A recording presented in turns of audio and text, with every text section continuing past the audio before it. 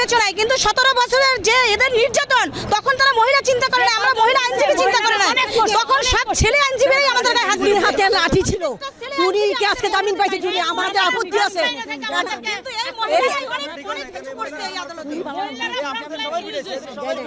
আমরা প্রত্যেকে ভুক্তভোগী এখানে, 17টা বছর এদের নির্যাতনের শিকার। মাই খাইছি প্রত্যেকবার, আমরা হাসপাতালে ভর্তি হয়েছি, আমরা 17 বছর মাই খাইছি, কোনো মহিলা বিবেচনা করে নাই, হাজার ডকুমেন্ট আছে এই মহিলাদের, যে মহিলা আইনজীবীদের আজকে বিবেচনায় জামিন কোনো মহিলা বিবেচনা করে নাই। আমাদেরকে মারছে, এইভাবে তারা মারছে।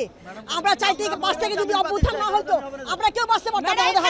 একজন মহিলা ছিল, সে যদি জেলে যেতে পারে বিনা অপরাধে, তাহলে যারা অপরাধ করছে, যাদের হাজার হাজার ডকুমেন্টস আছে, তারা কেন মহিলা বিবেচনায় আসতে? এরা আসলে মহিলার যে বিষয়টা, শুধুমাত্র মহিলা বলা যাবে না, এই কারণ এই মহিলাদের হাতে আমরা দেখেছি লাঠি সোটা ছিল, এমনকি রড পর্যন্ত ছিল।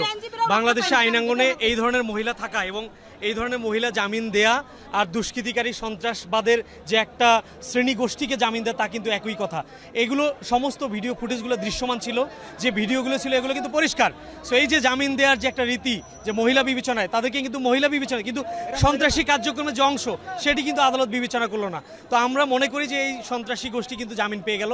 তো আসলেই এই বিষয়টা, তাদের যে অত্যাচার, নির্যাতন, যে নিপীড়নের যে চিত্র, যেগুলো এই রড লাঠিসোঁটা নিয়ে যে বেধড়ক মারধরের যে চিত্র, এই মহিলাদেরকে এই আওয়ামী সন্ত্রাসীরা সবসময় সামনের দিকে লেলিয়ে দিয়ে কিন্তু ব্যবহার করে এই সাধারণ আইনজীবীদের উপর হামলা করেছে, ভাঙচুর চালিয়েছে।